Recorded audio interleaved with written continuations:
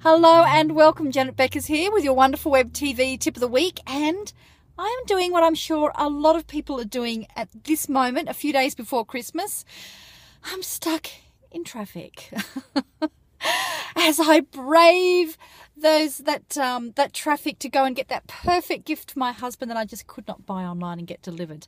So I'm sure that you're feeling the same sort of things, that big rush, that lovely sense of excitement that, here we are where, Christmas is coming, you're going to be sharing it with friends and family and all those lovely positive things and just trying to get everything ready and wrapped up just before then.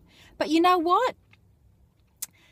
Christmas is not always a really positive time. There are these huge expectations that you're going to be having this kind of Disney Christmas where everybody's really, really happy and gets on really well.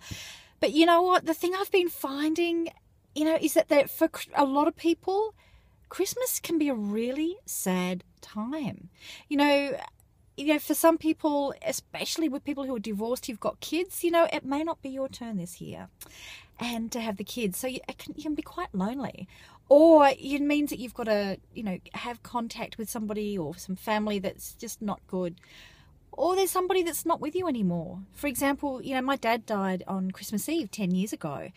And so there's always a bit of a bittersweet around this time of the year. And then every now and then I think, I wish that I'd got to say this to him. Or I wish I hadn't said that to him, but I never got to say sorry. There's always this, it can be for people a really difficult time. So if you find Christmas time to be something that can bring up sadness, or it can bring up anger or resentment or all of those sorts of things, or if you have people around you who have that, you know what? There's an app for that. Yes, there is an app for that. Now, a beautiful friend of mine, Sue Henry, I had hoped that I could share my interview with her today, but the technology gods were not with us. So next year I will take some time and interview Sue about her story, because it's really, really fantastic, actually. But in a nutshell, Sue went through for the last couple of years where her father was murdered, and you can imagine the amount of anger, frustration, the awful things that she had to go through with court cases and wills and all of this sort of stuff. And the thing that I love about Sue is she manages to be able to find a positive, a way of being able to make the most, to make a margarita from lemons. So Sue has created this app called I Forgive You.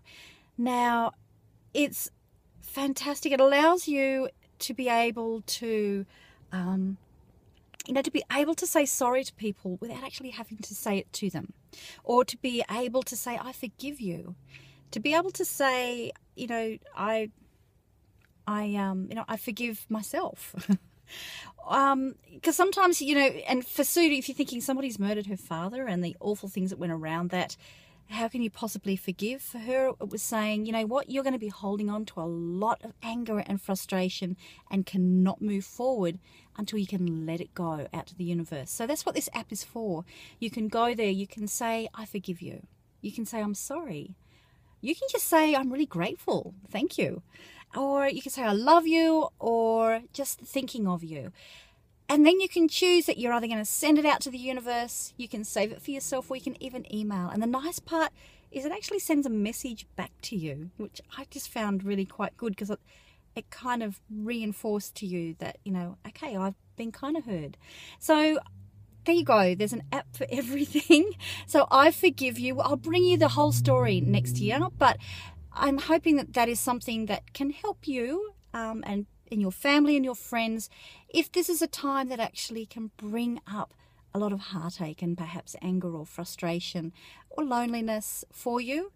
And it can also be used if this is a time that is really positive for you to be able to even express it further through gratitude through the app. So my big, big hugs to you to wish you a wonderful Christmas. To you. And as I've been here in the traffic, and now I'm actually just waiting for something to get delivered out to the car, and then I'll be able to head off. And I do hope you have a beautiful Christmas, and I'll see you very soon in the new year. Watch out for the next video next week. Between Christmas and New Year, I'm going to run through a fantastic exercise that I do every year to help really finish the year with a sense of celebration before moving on to all of that planning for next year. So again, Merry Christmas, and I'd love to hear from you if you've used the app, if you've got any other tips to share with people who may be finding this time of the year quite difficult. Please share them down below. It would be really helpful for everybody else that would be watching here. And yeah, I'd love to hear from you. And what are you doing for Christmas? Just tell me down below. Bye.